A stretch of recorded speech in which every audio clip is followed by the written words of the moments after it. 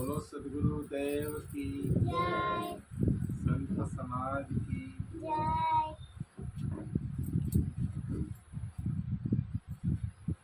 ध्यान मूलम गुरुर्मूर्ति पूजा मूलम गुरुपदम मंत्र मूलम गुरुर्वाक्यम मोक्ष मूलम गुरु कृपा गुरुर्देवो गुरुर्धर्मो गुरुर्निष्ठा परम तपः गुरुर्परतरं नास्ति तस्मै श्री गुरुवे नमः। तस्मै श्री गुरुवे नमः।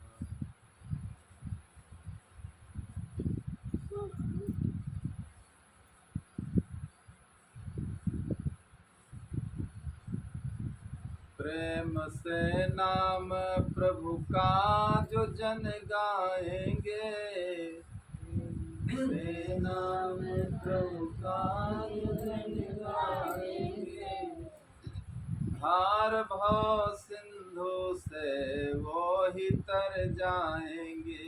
भार भव सिंधु से वो ही तर जाएंगे। प्रेम से नाम गुरु का जो जन गाएंगे, प्रेम से नाम गुरु का जो जन गाएंगे, धार भव सिंधु से वो ही तर जाएंगे। धार भव सिंधु से वो ही तर जाएंगे। टूट जाएगी बेड़ी जन्म मृत्यु की, टूट जाएगी बेड़ी जन्म मृत्यु की, टूट जाएगी बेड़ी जन्म मृत्यु की, टूट जाएगी बेड़ी जन्म मृत्यु की। मात के गर्भ में वह न फिर आएंगे, मात के गर्भ टूट जाएगी बेड़ी जन्म मृत्यु की, टूट जाएगी बेड़ी जन्म मृत्यु की। मात के गर्भ में वह न फिर आएंगे, मात के गर्भ में वह न फिर आएंगे। श्वास प्रति श्वास पर नाम गुरु का जपो, श्वास प्रति श्वास पर नाम गुरु का जपो। प्राण प्यारे ये एक दिन निकल जाएंगे, प्राण प्यारे एक दिन निकल जाएंगे। श्वास प्रति श्वास पर नाम गुरु का जपो, श्वास प्रति श्वास पर नाम गुरु का जपो। प्राण प्यारे ये एक दिन निकल जाएंगे, प्राण प्यारे एक दिन निकल जाएंगे। प्राण प्यारे ये एक दिन निकल जाएंगे, प्राण प्यारे प्रेम से नाम गुरु का जो जन गाएंगे, प्रेम से नाम गुरु का जो जन गाएंगे, धार भव सिंधु से वो ही तर जाएंगे, धार भव सिंधु से वो ही तर जाएंगे। धार भव सिंधु से वो ही तर जाएंगे, धार भव सिंधु से वो ही तर जाएंगे। प्रेम से नाम गुरु का जो जन गाएंगे, प्रेम से नाम गुरु का जो जन गाएंगे, धार भव सिंधु से वो ही तर जाएंगे, धार भव सिंधु से वो ही तर जाएंगे। धार भव सिंधु से वो ही तर जाएंगे, धार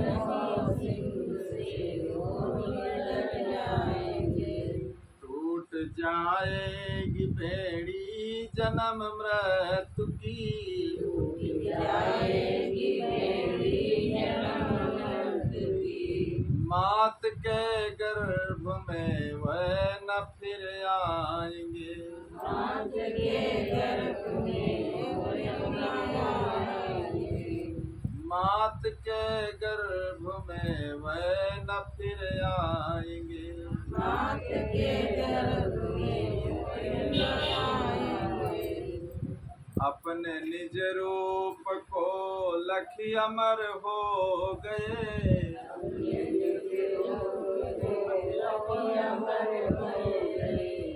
अपने निज रूप को लखी अमर हो गए,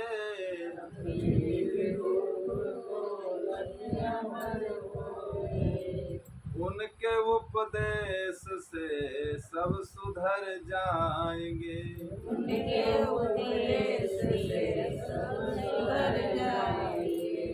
प्रेम से नाम गुरु का जो जन गाएंगे, प्रेम से नाम गुरु का भजन गाएंगे। धार भव सिंधु से वो ही तर जाएंगे, धार भव सिंधु से वो ही तर जाएंगे। कहे न मानो खुशी आपकी, न मानो खुशी आपकी। कहे न मानो खुशी आपकी, न मानो खुशी आपकी।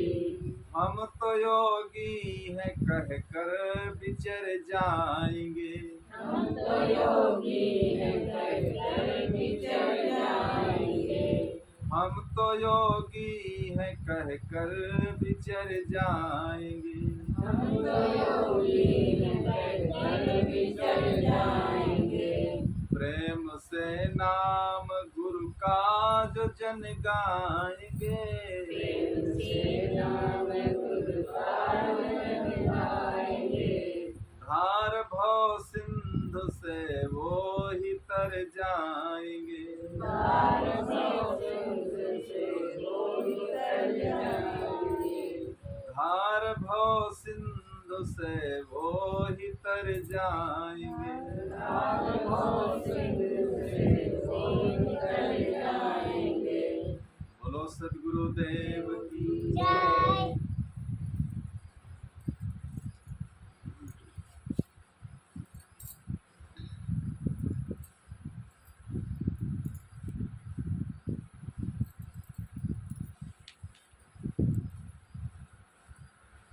मानुष जन्म नर पाए के, चूके अब की घात, जाय परे भव चक्र में और सहे घनेरी लात। मानुष जन्म दुर्लभ है बहुर न दूजी बार, पक्का फल जो गिर पड़ा बहुर न लागे लार। जैसे पेड़ में पका हुआ फल होता है और जब वो डाल से गिर जाता है पकने के बाद, तो क्या दोबारा उस पेड़ में नहीं लगता। इसी प्रकार मनुष्य जीवन जो है पके हुए फल के समान, जो आज हमें सौभाग्यवश भाग्यवश से मिला हुआ है, अब एक कल जब हाथ से छूट जाएगा तो क्या कोई जरूरी नहीं है कि मिलेगा। जब बहुत अच्छे कर्म होते हैं कई जन्मों के, तब हमें मनुष्य जीवन प्राप्त होता है। नहीं तो पशु पक्षी कीड़ा मकोड़ा न मालूम कितनी खानियां हैं, 4 खानियों के अंतर्गत देखिए उन खानियों में जीव ये भ्रमण करता रहता है। और अन्य जितनी खानियां हैं देखिए सब दुख रूप है। और मनुष्य खानी जो है ये स्वतंत्र खानी है, इसमें जो आप चाहें वो कर सकते हैं। ठंडा पानी अगर पीना चाहते हैं तो ठंडा पी लीजिए, और गर्म पानी अगर पीना चाहते हैं तो गर्म पानी पी लीजिए, क्योंकि मनुष्य जो है वो बिल्कुल स्वतंत्र है। इसीलिए मनुष्य खाने की महिमा वेदों में, शास्त्रों में, पुराणों में, उपनिषदों में हमारे वैदिक ऋषि जो हो गए हैं सब लोगों ने गाई। और गोस्वामी जी ने भी कहा है कि बड़ी भाग्य मानुष तन पावा, सुर दुर्लभो सदग्रंथन गावा, साधन धाम मोक्ष कर द्वारा, पाय न जही परलोक सिधारा, पाय न जही परलोक सिधारा। मनुष्य जीवन की महिमा देखिए, कहते हुए कहते हैं बड़ी भाग मानुष तन पावा। उन्होंने ये नहीं लिख दिया कि बड़ी भाग कुत्ता तन पावा, बड़ी भाग हाथी तन पावा, बड़ी भाग भैंसा तन पावा, ये नहीं लिखा। उन्होंने क्या लिखा? बड़ी भाग मानुष तन पावा। मनुष्य तन की देखिए महिमा, विशेषता कहते हुए कहते हैं मनुष्य खाने में देखिए व्यक्ति ठंडी गर्मी, जाड़ा गर्मी, बरसात ऋतुओं के अनुसार देखिए अपनी सुविधा बनाकर रखता है। जो इच्छा हो खाता है, जहाँ जाना होता चला जाता है, जहाँ नहीं जाना नहीं जाता। लेकिन अन्य खाने के जितने जीव जंतु हैं, पशु पक्षी हैं, देखिए जंजीर में बंधे। आप जैसा चाहें उनको वैसा आप चलाएं, वहाँ पर कोई सुव्यवस्था नहीं है। और मनुष्य खाने में सुव्यवस्था है। चार भाई हैं, एक साथ नहीं रह पा रहे हैं तो अपना बंटवारा करके रहते हैं। अब जिसकी जो भाग्य है अपनी भाग के सहारे जीते। लेकिन पशु अगर है तो वो पशु को जहाँ आप बांध दोगे वहीं बंधा रहेगा। प्यास अगर लगी है, कोई पानी ला करके देगा तभी वो पानी पिएगा, और चाहे जलाशय पास में हो लेकिन नहीं जा सकता है बेचारा। एक गांव में ऐसे हम ठहरे हुए थे, ये बाराबंकी जिले की ही बात है।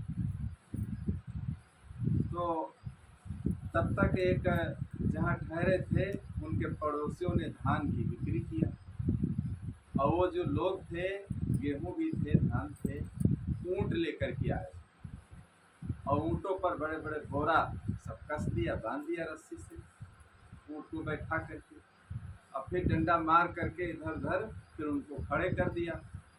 अब कितने 6-6, 8-8 बोरा ऊपर पीठ पर उसके बंधे थे। और जब खड़े कर दिया तब देखिए आराम से पूरी सब्जी मिठाई जो था आराम से घंटा 2 घंटा में सब खाए, पानी पिए बढ़िया, और वो बेचारे बोरी लादे खड़े। तो हमने कहा अरे खाना पीना आप लोगों को था, पहले खा लेते। अब बोरी बताओ इनके पीठ पर बांध दिया है और तुम लोग बढ़िया हंस रहे हो, सिगरेट पी रहे हो, पान मसाला खा रहे हो, और बेचारे बांधे बोरी देखे खड़े। तो ये देखे पशु पक्षी खानियों में ये परवस्था होती है। अब बोरी को हटा भी नहीं सकते कि बोरी गले में लाऊं डाल दें इसको। तो इसीलिए मनुष्य खानी सबसे बड़ी खानी बताई गई, सबसे श्रेष्ठ खानी बताई गई कि मनुष्य खान में जब मनुष्य आता है तभी वो अच्छे और भले कर्म कर सकता है। और मनुष्य खान में अगर नहीं है, पशु पक्षी खाने में चला जाएगा तो वहाँ भाई ना किसी के साथ आप परोपकार कर सकते हैं, ना कोई अच्छा काम ही कर सकते। अब कुत्ता तुम्हारे दरवाजे पर बंधा है, लेकिन अब कुत्ता अपनी स्वतंत्रता से कुछ नहीं कर सकता, अतिथि का सम्मान भी नहीं कर सकता है। जैसे एक कथा बहेलिया की आती है, शिकार खेलने गया था विश्राम सागर में, बहुत तूफान आया, पानी बरसा, बहुत जड़ा गया, तो देखे एक पेड़ के नीचे आकर के बैठा। और एक पेड़ के नीचे जब आकर के बैठा तो देखे उस पेड़ पर कपोत और कपोती 2 पंछी रहते।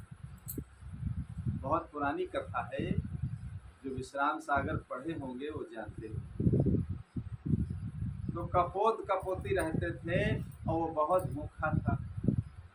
तो वो कहने लगा जो बहेलिया था कि भाई तुम्हारे दरवाजे पर आए हैं तो कोई अतिथि का सम्मान नहीं करोगे क्या? खाने पीने के लिए व्यवस्था नहीं करोगे? तो देखे इतना ठंडा गया था वो, थर थर थर थर कांप रहा।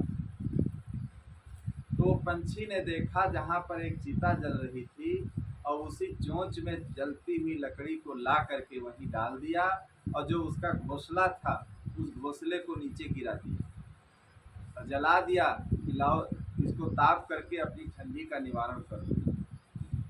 ठंडी का निवारण किया। फिर उनके भूख लगी हुई थी, तो भोजन के लिए क्या चाहिए, अब भोजन के लिए वहाँ कोई व्यवस्था नहीं थी उनके पास। तो देखिए वो पंछी उसी अग्नि में कूद गए, अपना जान दे दिया कि हम ही को खा लो। आतिथ्य का सम्मान देखिए ऐसे किया कि नहीं हमारे पास कुछ अगर है तो हम अपनी जान दे दें आतिथ्य। देखिए आतिथ्य और अभ्यागत जो है, तो आतिथ्य का सम्मान करना चाहिए अपने से जो हो सके।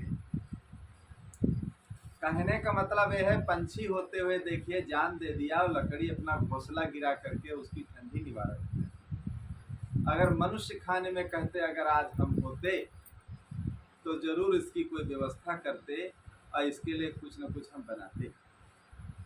तो मनुष्य खाने में यही विशेषता कि मनुष्य जो चाहे वो कर सकता है। एक राजा की राज्य में एक महात्मा जी गए भ्रमण करते हुए, तो राजा से कहने लगे राजन तुम बासी खा रहे हो। तो देखे राजा नाराज हो गए। राजा कहने लगे इतने बड़े राजा हम, इतनी संपत्ति हमारे पास, और वो जमाना था भाई राजतंत्र में सब राजा महाराजा लोग ही सारी जमीन जायदाद को अपने पास रखते। जनता को एक बिस्वा जमीन नहीं मिलती थी, और जनता क्या है काम करती थी और काम करने के बाद बेगार और लगान देना पड़ता था। और जो जनता के लोग कमाते थे और वही बेगार लगान दे करके फिर समाप्त हो जाता था। जनता की खून से कमाया हुआ पैसा देखिए वो चूस लेते थे राजा महाराजा जमींदार लोग। देखिए किसी भी पूरे देश में आप घूम करके देख लीजिए, कोई ऐसा ही राजा होगा जहां उनके राज्य में किले में कोई दीपक जलाने वाला हो। नहीं तो सब आपको ऐसे ही वीरान ही मिलेंगे, कोई न लेने वाला, न कोई खाने वाला, न कोई पीने वाला। कई भाई फलाने राजा थे, कोई संपत्ति उनके पास थी, कोई लेने वाला नहीं ठहरा। क्योंकि जनता की संपत्ति को देखिए छीन करके अपना पेट भरते, अपना पेट भरते थे, जनता को परेशान करते थे, जनता को कष्ट देते। बहुतों को मार करके देखिए जो जीता है वो एक दिन वो भी व्यक्ति मारा जाता है, एक दिन वो भी व्यक्ति मारा जाता है। तो ये राजतंत्र की दशा थी। न शिक्षा ग्रहण करने देते थे, न कोई अच्छे काम में आप बैठ सकते हैं। महिलाओं को मंदिर भी जाना मना था। महिलाएं देखिए न सत्संग में भक्ति में नहीं आ सकती हैं और शिक्षा भी नहीं ग्रहण कर सकती। बहुत ऐसी चीजें थी जो विडंबना फैला रखी गई।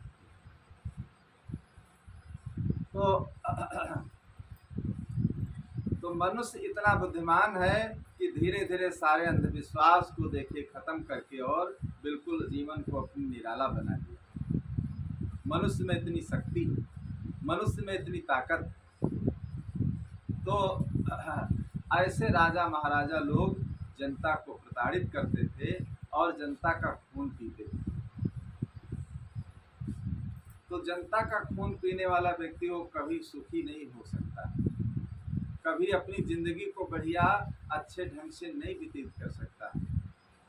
तो महात्मा जी राजा से कहने लगे कि आप बासी खा रहे हैं, तो नाराज हो गए। तो महात्मा जी ने कहा आप समझ नहीं पाए हमारी बात, हमारे कहने का मतलब क्या। महात्मा जी कहने लगे उस जन्म में तुमने अच्छे काम किया था तो आज देखे तुमको सब कुछ मिला हुआ। देखिए वही बच्चे का जन्म उसी घड़ी में एक घर में कंगाल घर में होता है और एक राजा के यहाँ जन्म हो जाता है। राजा के यहाँ केवल जन्म ही ले लेता है, वो सारी संपत्ति उसकी हो जाती है। और एक व्यक्ति है जीवन भर बनाते बनाते मर जाता है तो कुछ नहीं बना पाता। और एक व्यक्ति है उसको सब बनाया मिलता है।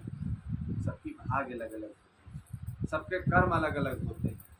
जैसा जिसने बीज बोया है, जैसा जिसने अपनी भाग्य को बनाया है, देखे वैसे ही भाग उसकी बनती चली गई।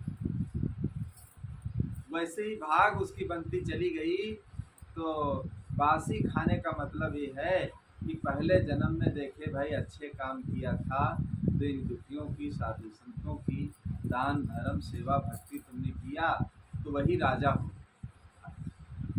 इतनी बड़ी संपत्ति के मालिक बन गए। लेकिन अब वही तुम बासी खा रहे हो, लेकिन ताजी नहीं बना रहे। जैसे आज की सामान आपके किचन में या फ्रिज में रखी हुई है, तो कल आप सवेरे जब जगेंगे स्नान ध्यान करके खा लेंगे, और जिसके नहीं लगी है तो जब बनाएगा तब खाएगा, और जिसके लगी रखी है तो उठा करके खा लेगा, उसको बनाना नहीं पड़ेगा। तो राजा महात्मा जी कहने लगे उस जन्म में तुमने अच्छे काम किया था, तो देखिए आज तुमको इतना सब कुछ मिला हुआ है, तो वही तुम बासी खा रहे हो, लेकिन आगे की ताजी नहीं बना रहे, आगे की ताजी नहीं बना रहे हो। और आगे की जब ताजी नहीं बनाओगे तो भाई रोज जब ताजी बनाओगे तो बासी खाते रहोगे, रोज बासी भी बनेगी और ताजी भी। आज ताजी बनाओ कल बासी खाओ, कल फिर ताजी बनाओ तो परसों फिर बासी खाओ। आज तुमका बस ही है।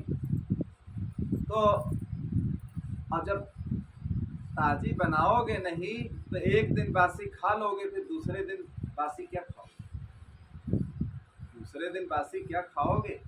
इसलिए ताजी बनाते भी रहो और बासी खाते भी रहो। राजा कहने लगे इतनी राजपाट इतनी संपत्ति तुमको मिली हुई है भाई, कुछ तुम्हारे कर्म अच्छे थे, कुछ अच्छे काम तुमने उस जन्म में किया था, लेकिन हे राजा इतना सब कुछ मिला है, लेकिन आज तो कोई तुम ताजी नहीं बना रहे हो, तो मर करके देखिए कंगाल घर में जन्म तुम्हारा हो जाएगा, क्योंकि अब ताजी नहीं बना रहे। एक फसल को किसान काट लेता है, फिर दूसरी फसल का इंतजाम करता है, तब तो एक फसल काटने के बाद दूसरी फसल जब बोता है तब दूसरी फसल काटता, फिर तीसरी काटता। अब केवल काट ले और बोए ना, अगर काट ले जो फसल लगी है और फिर फसल को लगाए ना, तो क्या दूसरी फसल कैसे काटेगा। काटता भी जाए और लगाता भी जाए, और जो काटता भी जाएगा लगाता भी जाएगा तो देखिए उसकी जिंदगी सफल हो जाएगी। भाई काटता भी गया लगाता भी गया। अब केवल काटते ही जाओ लगाओ ना, तो कहाँ तक काटोगे। एक बार काट लिया, दो बार काट लिया, फिर खेत आपका पड़ा रहेगा ऐसे ही। तो इसी प्रकार एक तरफ देखे लोग उसको काटते हैं, दूसरे तरफ बोने का फिर इंतजाम करते हैं। बिन खेत बीज बोए तुमको मिले न बाली, बिन खेत बीज बोए तुमको मिले न बाली, ईश्वर भरोसे बैठे तुमको मिले न थाली, बिन खेत बीज बोए तुमको मिले न बाली। जब तक खेत में बीज नहीं बोओगे तो बाली आपको कैसे मिलेगी, मिलने वाली नहीं। इसलिए खेत में भाई बीज बोते रहो, काटते रहो, बोते रहो, काटते रहो, तो देखिए बराबर आपका खेत फसल देता रहेगा और जीवन आपका उसी से चलता रहेगा। तो महात्मा जी के वचन सुन करके राजा को ज्ञान हो गया। राजा उसी दिन से देखिए बासी खाने लगे और ताजी बनाने लगे, और जब ताजी बनाने लगे तो वही बासी हो जाए। ताजी बनाओ बासी खाओ, ताजी बनाओ बासी खाओ, आज बनाओ कल खाओ। मिल रहा है वही तुमको जो कि पहले से दिया है, उसी का फल सामने है, सुबह शुभ जैसा किया है। अभी जयनुचित कर्म के यदि बो चुके हो न बोना, उठो मानो आँख खोलो, सो चुके हो न सो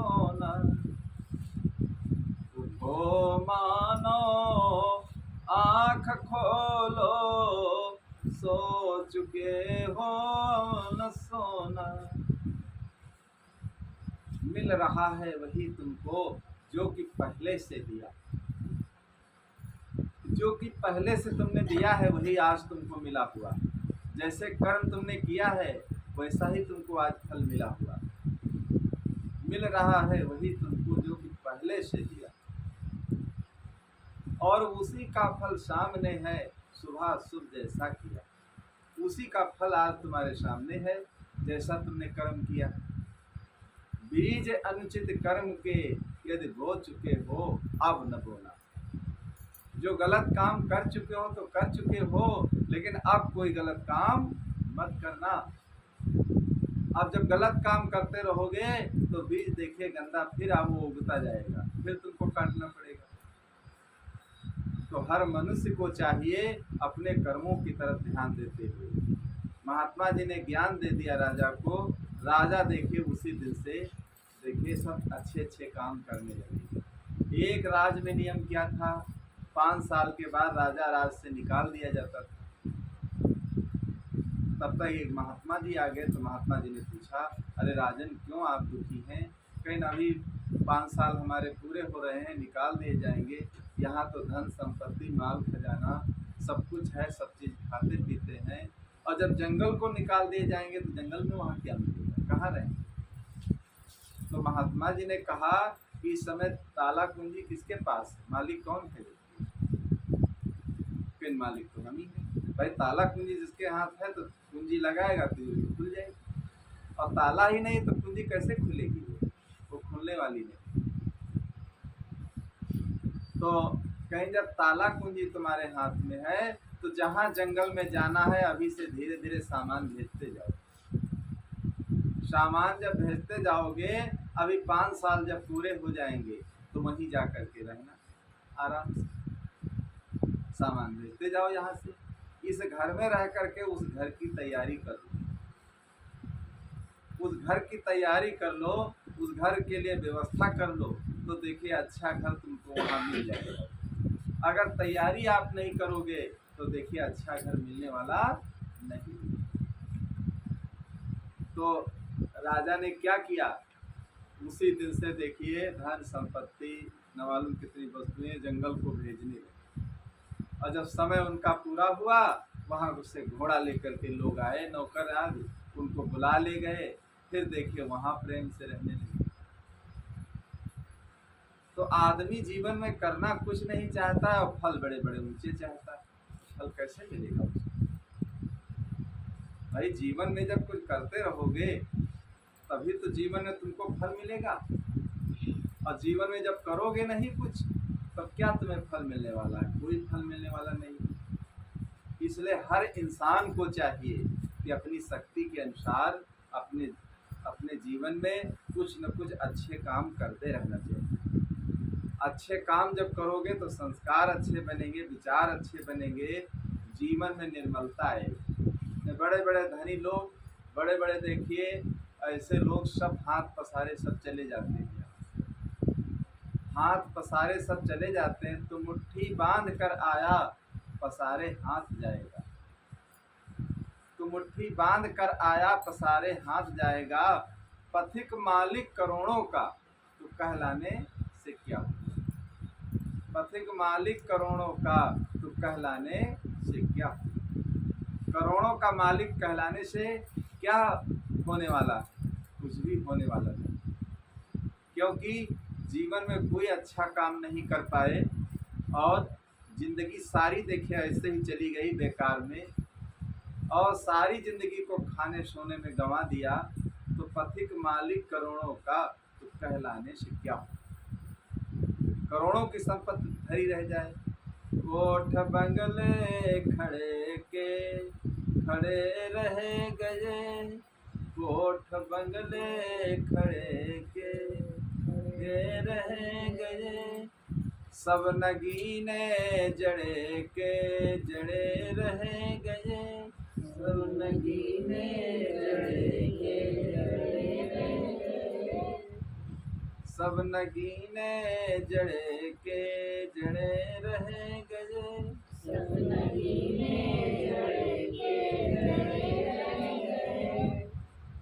हंस जब जब उड़ा तब अकेला उड़ा, हंस जब जब उड़ा तब अकेला उड़ा। जिंदगी में हजारों का मेला जुड़ा, जिंदगी में हजारों का मेला जुड़ा।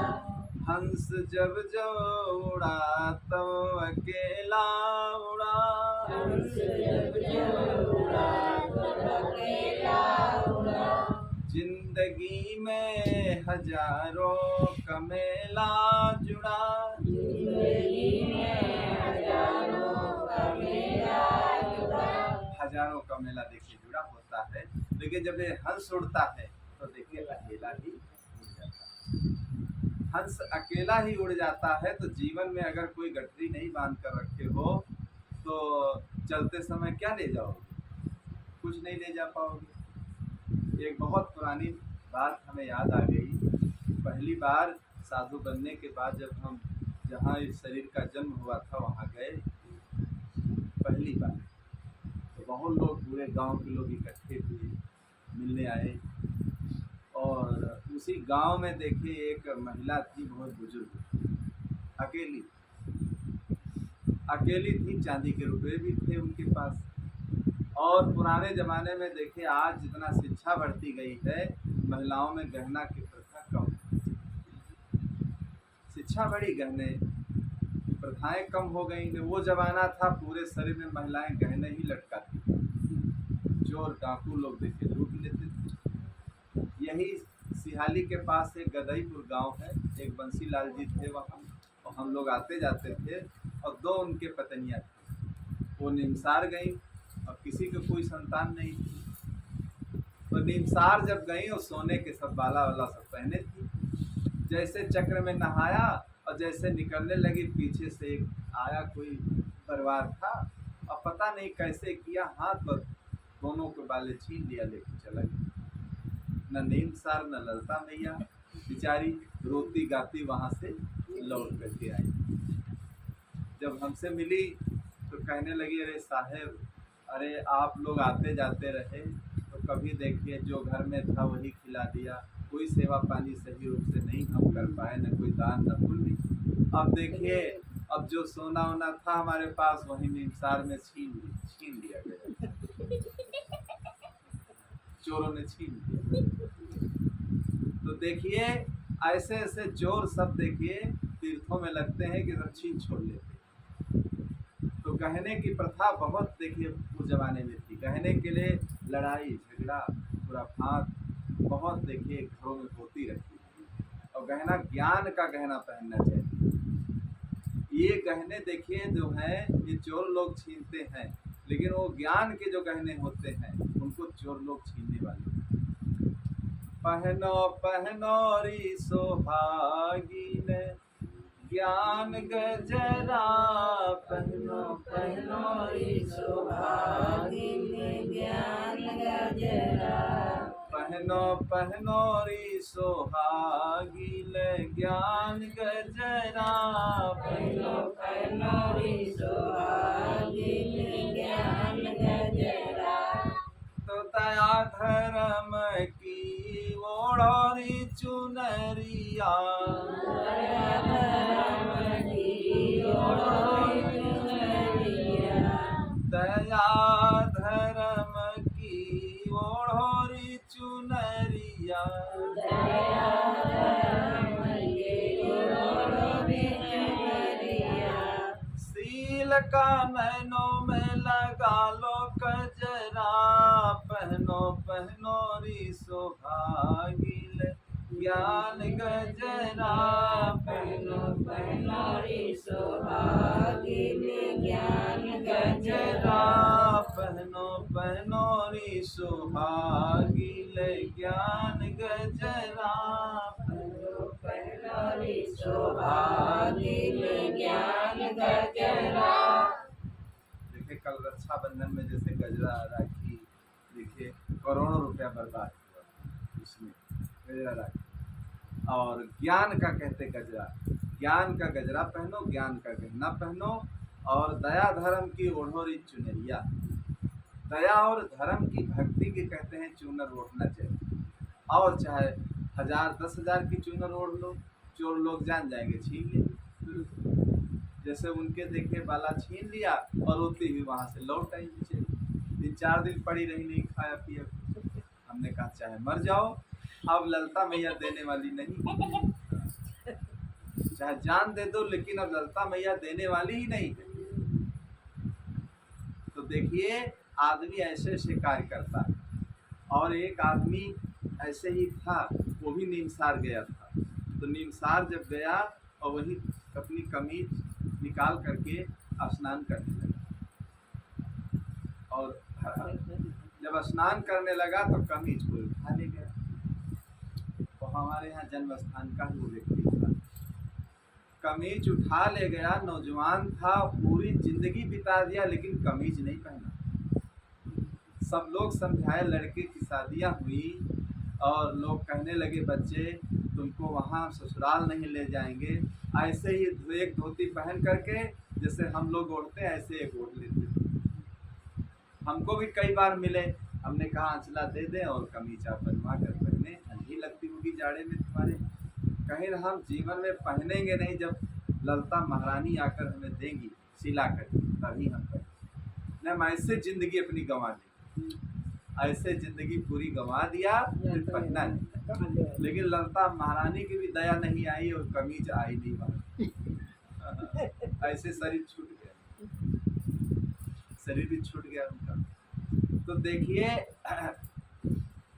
आदमी जैसे कर्म करता है वैसे ही उसके अंदर भावना बनती है, वैसे ही उसके अंदर विचार बनते हैं। तो गहनों की इतनी प्रथा थी, इतनी प्रथा थी।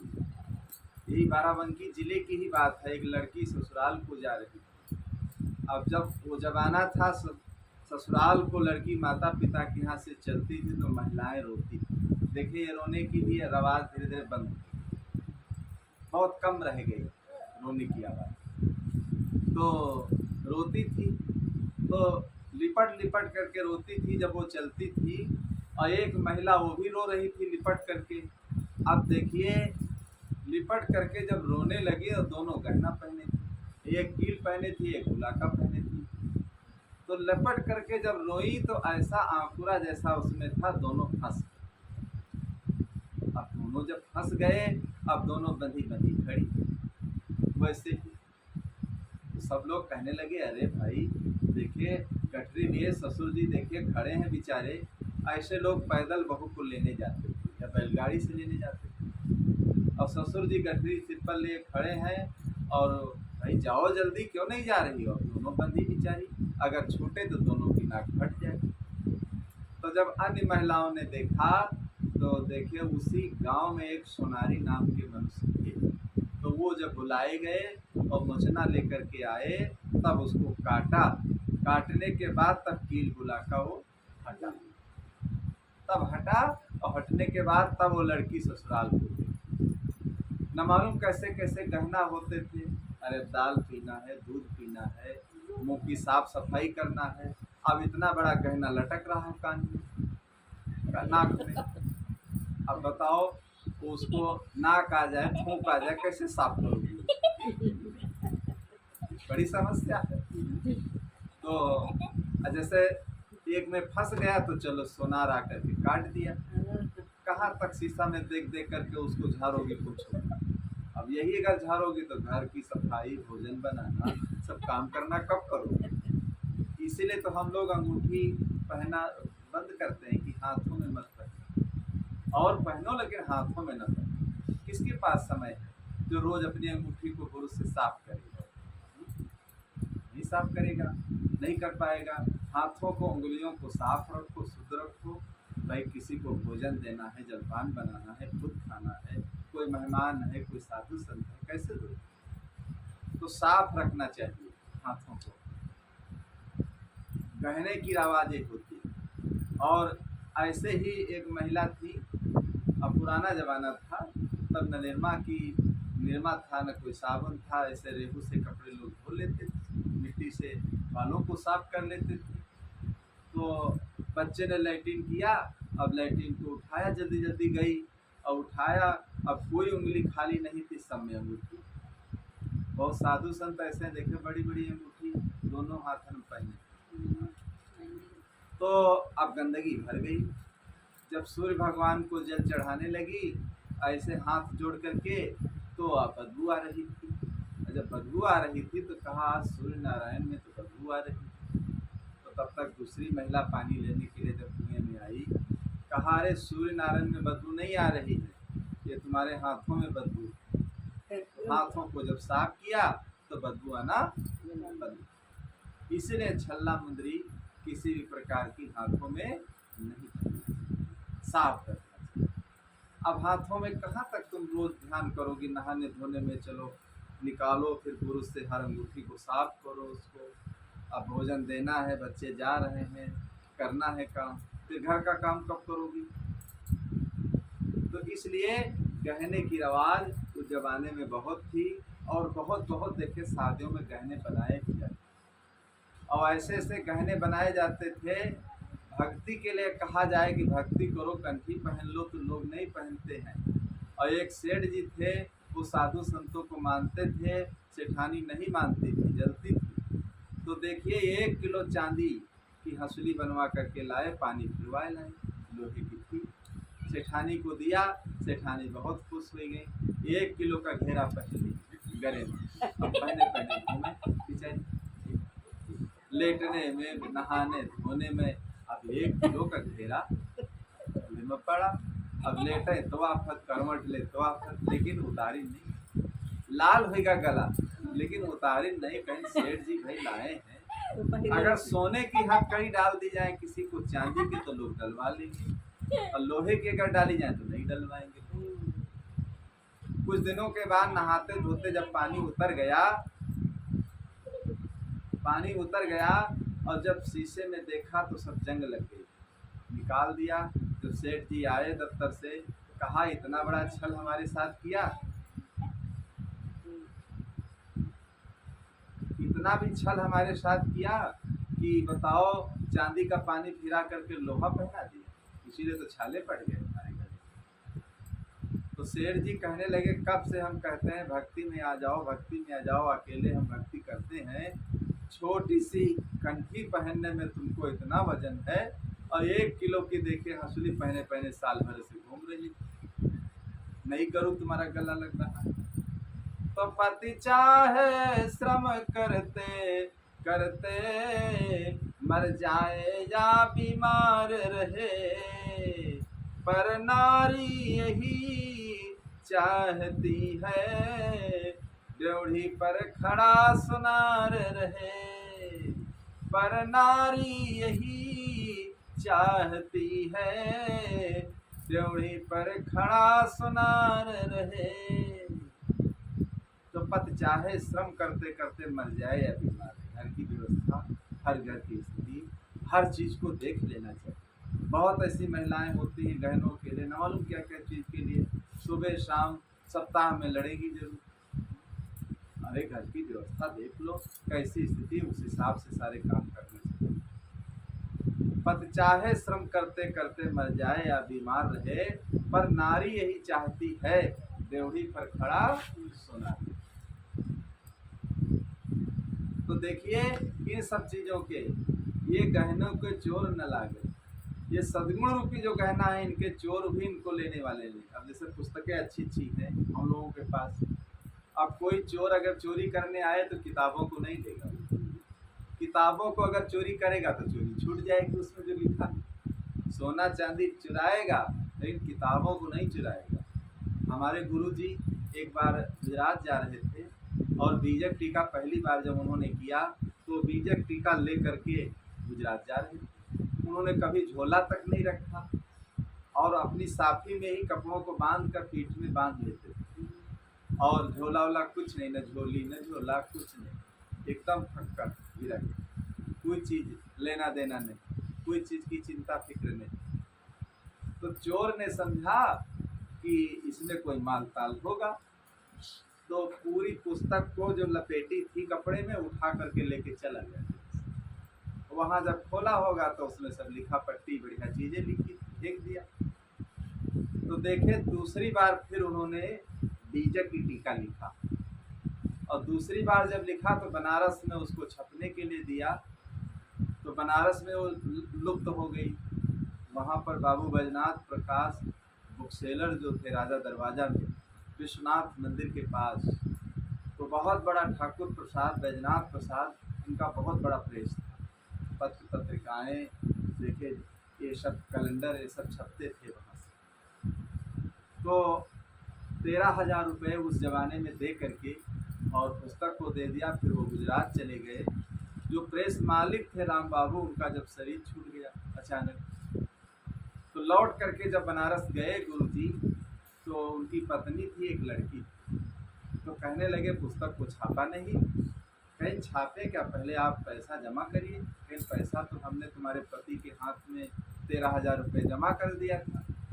फिर मैं नहीं जानती 13,000 रुपये किसके हाथ में दिया क्या दिया, मुझको नहीं पता। तो देखिए झूठ बोल दिया, और एक दो पेज जो एक दो प्रकरण जो छपे थे उसको जब्त कर लिया, झूठ बोल दिया। हम भी गए जब काशी, तो हमने कहा मजदूर ले आए, इसको ढूंढा लें अपनी पुस्तक में, लेकिन इनकार कर दिया। और हमने कहा महिला की बात है और महिला से अर्जना ठीक नहीं है, हम भी लौट आए। तो देखिए गलत काम जो व्यक्ति करता है, फिर देखिए पूरा प्रेस ही धीरे धीरे ध्वस्त हो गया। राम बाबू खत्म हो गए तो खुद अपना विधवा हो गई, और लड़की की जहाँ शादी किया वो दामाद मर गया। तो माँ और बेटी दोनों एक समान हो गई, कोई रक्षा न करने वाला। आवक वो भी सब खत्म हो गई, सब त्राह त्राह मच गई घर परिवार। तो कहने का मतलब ये है, गलत आदमी जो काम करता है तो कहीं न कहीं देखिए गलत काम का नतीजा उसको भोगना पड़ता है। तो चोर लोग समझे कि ये गहना सोना रुपया पैसा होगा, इसलिए उठा लेंगे। तो चोर लोग ये किताबों को नहीं चुराएंगे, चाहे जितनी आपके पास रखी, और किताबों में बहुत बड़े धन लिखा है, बहुत बड़ा ज्ञान है इसमें।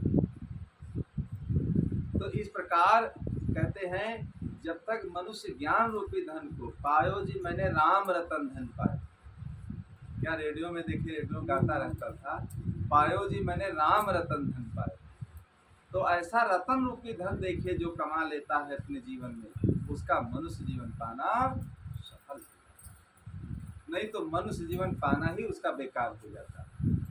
देखिए वो बात छूट गई कि जब हम गए तो बहुत लोग इकट्ठा हुए, और वो माता जी भी आए, और वो देखे नाक में बड़ी सी जो नथनी पहले महिलाएं पहनती थी, और वही सोने की पहने हुए थी। तो हमसे कहने लगी, बहुत बुजुर्ग थी, कहने लगी कि एक बात हम पूछना चाहती हैं आपसे। पूछो। कहीं पूछना मैं ये चाहती हूँ, वहाँ साधु संतों के यहाँ रहते हो तो वहाँ क्या होता है, वो लोग क्या करते हैं, क्या तुमको बताते हैं, कैसे रहते हो, क्या खाते हो पीते हो, फिर कहाँ जाते हो, फिर कहाँ चले जाते हो, साल के 12 महीना कैसे कटता है वहाँ।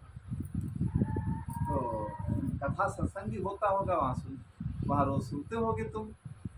हमने कहा हाँ, सुबह शाम दिन में कथा होता है तो हम लोग सुनते हैं बैठ कर।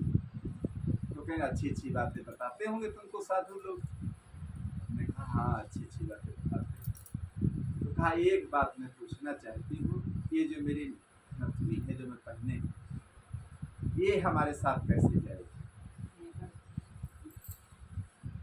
क्योंकि हमारे अकेली हम हैं, और जब हम मर जाएंगे पास पड़ोस के लोग निकाल देंगे, हमको बूढ़ा को दफन कर देंगे उधर उठा करके।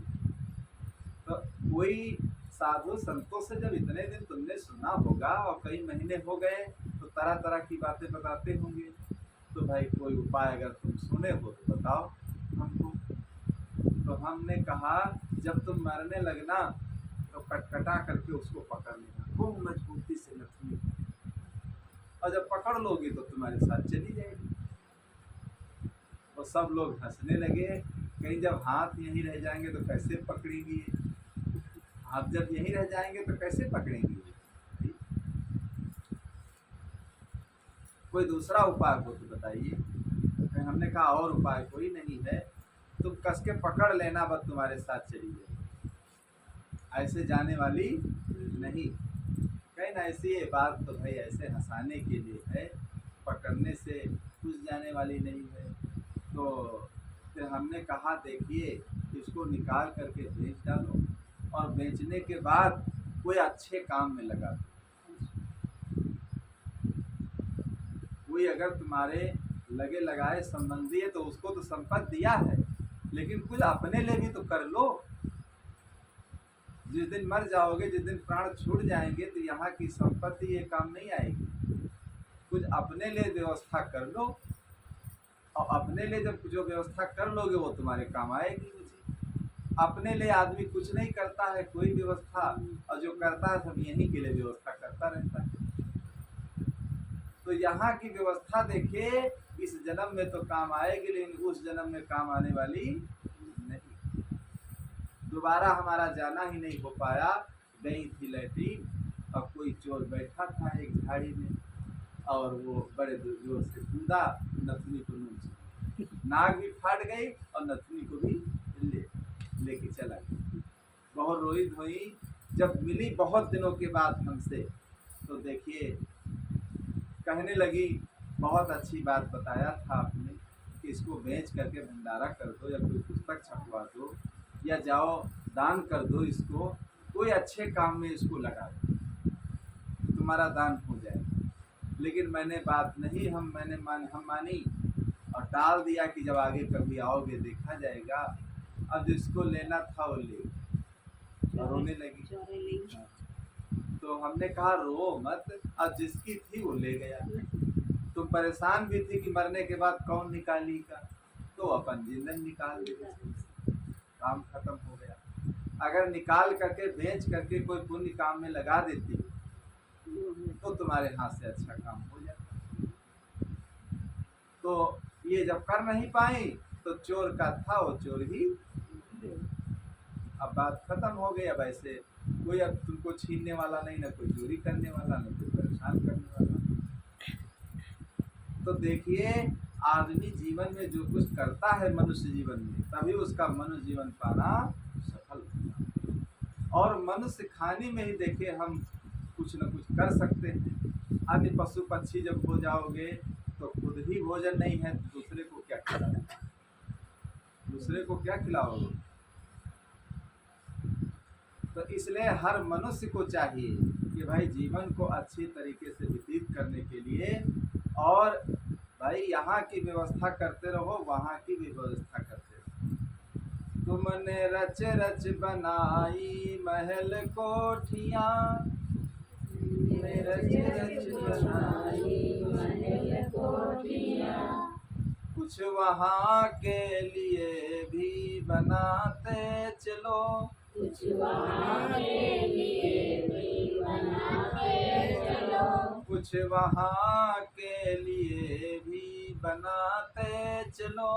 कुछ वहाँ के लिए भी बनाते चलो, साधु संतों के गुणगान गाते चलो, साधु संतों के गुणगान गाते चलो, अपने जीवन को निर्मल बनाते चलो, अपने जीवन को निर्मल बनाते चलो, अपने जीवन को निर्मल बनाते चलो। अपने जीवन को निर्मल बनाते चलो। तो तुमने रच रच बनाई महल कोठियाँ, कुछ वहाँ के लिए भी बनाते चलो। अब उनके हाथ से वहाँ के लिए बनाना नहीं दिखा। चोर को ले जाना था तो चोर ले गया, लेके चला गया। तो हर आदमी को चाहिए कि भाई जीवन, ये मनुष्य जीवन बार बार मिलने वाला नहीं, और बड़ी भाग से ये जीवन देखे मिला हुआ, और बड़ी भाग से जीवन मिला है। तो भाई इसमें सत्संग भी करते रहो, और अपने जीवन में अच्छा काम भी करते रहो, अच्छे संस्कार भी अपने बनाते रहो। एक सेठ जी ने धर्मशाला बनवाया था। अब धर्मशाला में तरह तरह के लोग आ के रहते थे, और चौमासा यही बरसात का महीना था। पुराने ज़माने में साधु संत बरसात के महीने में एक जगह ठहर जाते थे। कोई अच्छा भगत प्रेमी होता, या कोई आश्रम में कहीं पर, मतलब किसी के यहाँ जाते नहीं, क्योंकि उस जमाने में समस्या थी, कीचड़ बहुत होता था। एक जगह ठहर जाते, चौमासा करते। तो जब धर्मशाला में पहुँचे तो सेठ जी ने कहा ठीक है रहो, बोल दिया कमरा चौमासा करो। 4 मास रहे, आषाढ़ सावन भादो चौमासा किया। फिर जब चलने लगे तो सेठ जी ने सबसे वसूली किया। महात्मा जी के जब रूम में गए तो कहने लगे, तो महात्मा जी ने कहा अरे बेटा तुमने ही कहा था इसलिए हम रुके, हम तो साधु संत ठहरे, जो हमारे यहाँ जहाँ जन्म हुआ था घर सब कुछ मैंने छोड़ दिया था, जो सब कुछ छोड़ दिया तो अब हमारे पास तो कुछ रहा नहीं। भाई अपने घर को जिसने छोड़ दिया है तो दूसरे के घर में ही तो रहेगा, कहीं तो उसको रहना ही पड़ेगा। तो कहा कि भाई जब हमारे पास कुछ है नहीं तो हम आपको किराया क्या, घर मैंने छोड़ दिया, जो कुछ वहाँ था सब छोड़ दिया। तो ऐसे ही गुजारा होता है हमारा। जो सज्जन वृंद होते हैं वही भोजन देते हैं, कपड़ा देते हैं और उसी से गुजारा चलता रहता है। तो कहा ठीक है चलो। फिर सब चलने लगे तो 2 सुई निकाल करके उन्होंने दिया महात्मा जी। कहा देखिए एक सेठ जी को दे देना, एक तुम ले लो, एक सेठानी को दे देना। जब मरने के बाद आओगे तो बैकुंठ के फाटक पर हमारा एक दूसरा आश्रम है, वहीं हम रहते हैं और वहाँ हम मिलेंगे तुमको। तो कहने लगे आप कैसे जान पाओगे? कहीं यही सुई तुम दिखा दो, हम जान जाएंगे वही सेठ हैं जिनके यहाँ 4 महीना हम रहे थे। तो लौट करके जब गए सेठानी ने हिसाब किताब सारा लिया, उस कमरे का कितना कितना हुआ, और एक रूम का हिसाब किताब नहीं हो पाया। तो सेठानी पूछने लगी ये रूम का किराया क्यों नहीं लिया? कहने उसमें महात्मा जी एक थे, उनके पास थे। महात्मा भाई जो सब छोड़ देता है तो उसके पास क्या, कोई लाएगा जब भोजन, कोई व्यवस्था करेगा तभी व्यवस्था होगी, नहीं तो कैसे व्यवस्था होगी। तो हमारे पास क्या है जो हम दे दें आपको? हमारे पास कुछ नहीं है। कहने सुई दिया था कि बैकुंठ के फाटक पर हम मिलेंगे तो सुई दिखा देना, हम आपकी मदद कर देंगे। तो सेठानी बहुत होशियार थी, कहने लगी जब हाथ में नहीं ले जाएंगे, शरीर को जला देंगे लोग, तो सुई कैसे ले जाओगे? ये तुमको ठग लिया महात्मा ने, ये तो तुमको सुई का बहाना देकर वो निकल गया होगा। तुरंत कार में बैठे, तुरंत पहुँचे। महात्मा जी निकल रहे थे, तुरंत रोका, कहा रुकिए इस रूम का किराया दीजिए। तो महात्मा जी कहने लगे किराया तो हमने कहा था कि पहले से ही कि हमारे पास नहीं है, और क्या दे, सुई दिया है आपको, लेकिन सुई क्या हमारे साथ जाएगी? तो महात्मा जी ने कहा जब सुई एक साथ जाने वाली नहीं है तो इतना तो क्यों परेशान होती हो, इतना क्यों परेशान होती हो? जब एक सुई साथ जाने वाली नहीं है तो और क्या चीज तुम्हारे साथ जाएगी? तो देखिए महात्मा की इतनी बात सुन करके उनको ज्ञान हो गया कि सुई भी देखिए आदमी के साथ नहीं जाए, कितना भी वो उसने बनाया हो किया हो, लेकिन सुई भी नहीं जाएगी। यही बाराबंकी देवा क्षेत्र में एक भक्त थे हमारे, जब से भक्त हुए कभी आश्रम नहीं आए, गांव के लोग आते जाते थे तो सब लोग उनसे पूछते अरे चलो जाना चाहिए, कहीं जाए क्या, 150 रुपये खर्च होंगे, तब वहाँ पहुँचेंगे और कोई प्रसाद लें तब वहाँ जाएं।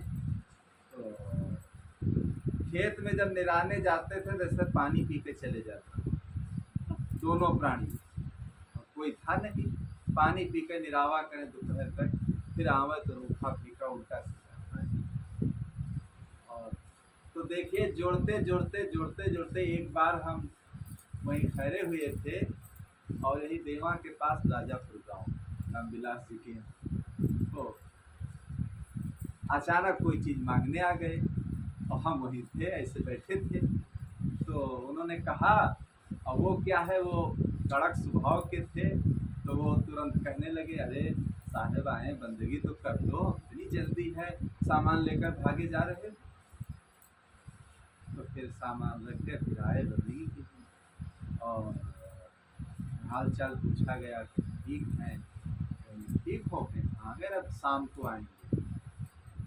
फिर 3-4 दिन हम रहे, लौट कर आए, लौट कर ना मिले ना आए। फिर शरीर छूट गया उनका। जब दोबारा हमारा जाना हुआ तो कहने लगे वो जो चेला राम थे साहब, उनका शरीर छूट गया। हमने कहा कब छूट गया? कहीं शरीर छूट गया उनका, और कुछ जाने हो आप? हमने कहा हमको क्या पता, आए हैं, तब इतना फोन का जमाना नहीं था, हर चीज़ पता लग जाए। तो कहने लगे मरने के बाद देखिए 18 लाख रुपए और 10 किलो सोना चाहिए निकला, मरेगा न खाई न कबू पी का खिलाई, जो बाव का धरत चली गई। अब बहुत लंबा जोरिंग 10 किलो सोना चांदी बहुत तो इतना जोड़ी भी कोई पानन पी कर चले जाते कि हैं। जोड़ते सारी जिंदगी चली गई। अब मरने के बाद ऐसे व्यक्ति के हाथ लगा है कि निकाल को पियक्कड़ है। अब देखो उनके पिए के लिए व्यवस्था अच्छी बने कि वो निकाल कर पिए थे बेच, आधा बड़ा पी चुका। जब प्यास के लागत है तुरंत ले लेते तो घर जाके चला जाता। तो देखिए जोर धरे खाए कोई और बिना धर्म धन जाए कुछ। तो ऐसे ही धरते चला गया, धरते, और फिर आखिरी में देखिए क्या स्थिति हुई, अचानक मर गए, चले गए, और जीवन में कोई अंदर संस्कार नहीं बना पाए, और जहाँ का तहाँ घर द्वार जो कुछ था सब पड़ा। तो आदमी को चाहिए, और जिसके कोई ना हो तो उसके तो और चांस अच्छे मिलते भाई। परिवार है तो परिवार, चलो भाई परिवार में तो भाई लोग तमाम खर्चे रहते हैं, कोई नहीं है तो उसको तो और चांस मिलते हैं भाई, जरूर कोई न कोई अच्छा काम करता रहे। और जब परिवार भी है फिर भी जो धार्मिक प्रवृत्ति का अच्छा व्यक्ति है तो देखिए परिवार होते हुए भी वो अच्छे काम करता रहता है। ऐसा नहीं कि परिवार है तो कोई अच्छा काम ना करे। अच्छा काम से क्या होता है, बच्चों पर सबके ऊपर गहरा प्रभाव पड़ता है। अब मरने के बाद देखें ये नतीजा आया, लोगों में हवा गई चारों तरफ, कहीं न रही, हाँ निकला। तो ये स्थिति उनके जीवन की थी। तो आदमी को चाहिए, महात्मा जी कहने लगे जब एक सुई भी साथ जाने वाली नहीं है तो एक कमरे का किराया छोड़ दो, क्यों परेशान होती हो सेठानी इतना। तो सेठानी को ज्ञान हो गया कि एक सुई भी नहीं जाएगी तो क्यों मैं परेशान हूँ। उसी दिन से भक्ति करने लगी, सत्संग करने लगी, और अपने जीवन को मनुष्य जीवन पाना अपने सफल कर।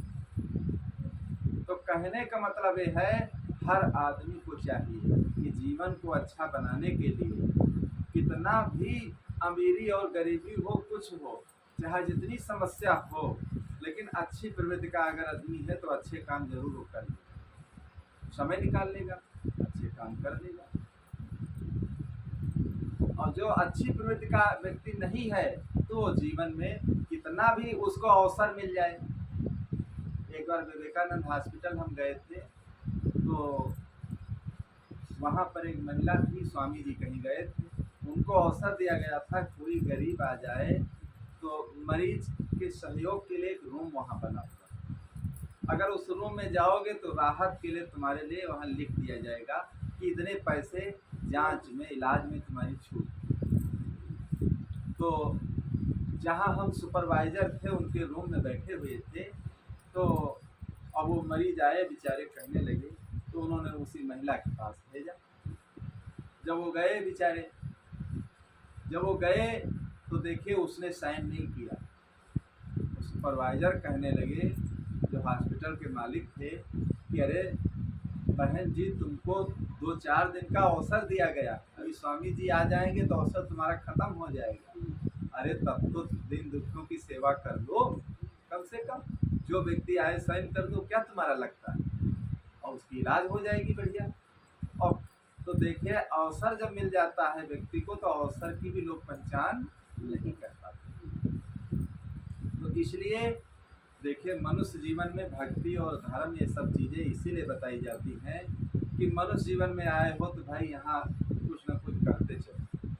अन्न खाने में जब चले जाओगे तो कोई वहाँ उपाय चलने वाला नहीं। सो मेरे माला कबो भजी हो सतनाम, सो मेरे मन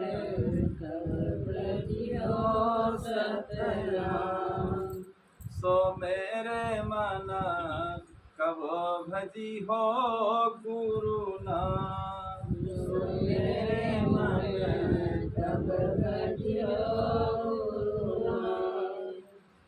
तो बालापन तन खेल गवायो जवानी में व्याप्यो का, बालापन तन खेल गवायो जान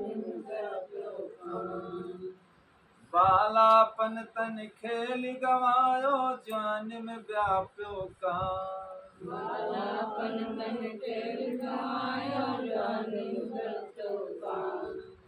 वृद्ध भय तन कांपन लागे, वृद्ध भय तन कांपन लागे, लटकन लागे चाम, सो मेरे मन कबो भजी हो सतनाम, सो मेरे मन कबो भजी हो सतनाम, सो मेरे मन कबो भजी हो गुरु नाम।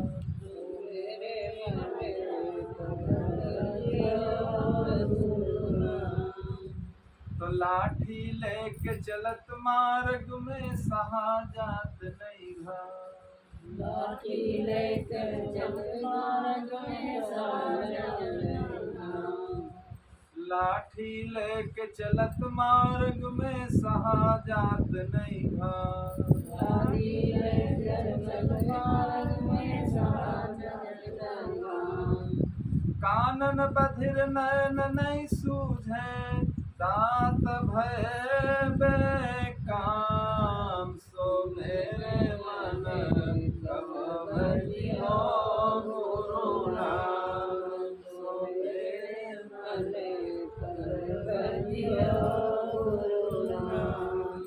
सो मेरे मन कबो भजी हो गुरु नाम।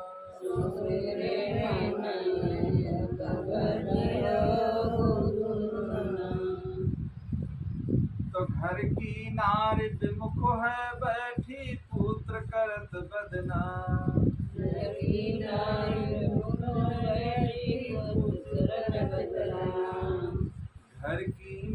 विमुख है बैठी पुत्र करत बदनाम,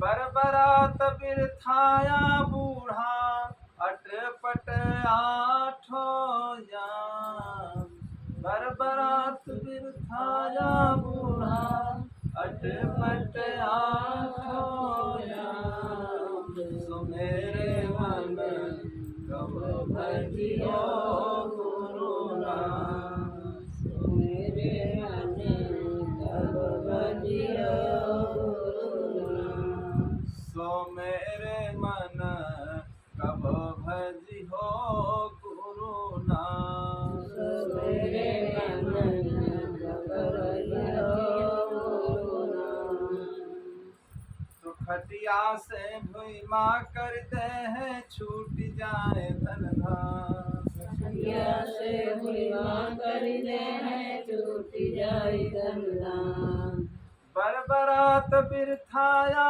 बूढ़ा अटपट आठो, खटिया से भुई माँ करते हैं छूट जाए धन धाम, खटिया से भुई माँ कर दे है छूट जाए धन धाम, आदमी देखिए जब खत्म हो जाता है तुरंत उसको खाट से नीचे पहुंचाता है, चाहे जितना धन बोल के पास संपत्ति तुरंत नीचे कर देते हैं कि खाट खराब न हो।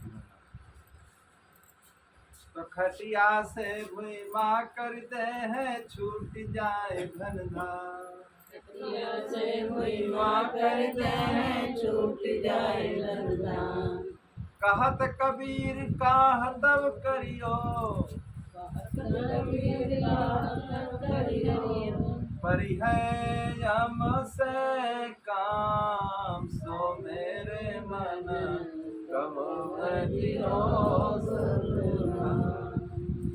मेरे मन कब भजियो गुरुनाम सो मेरे मन कब भजियो गुरुनाम।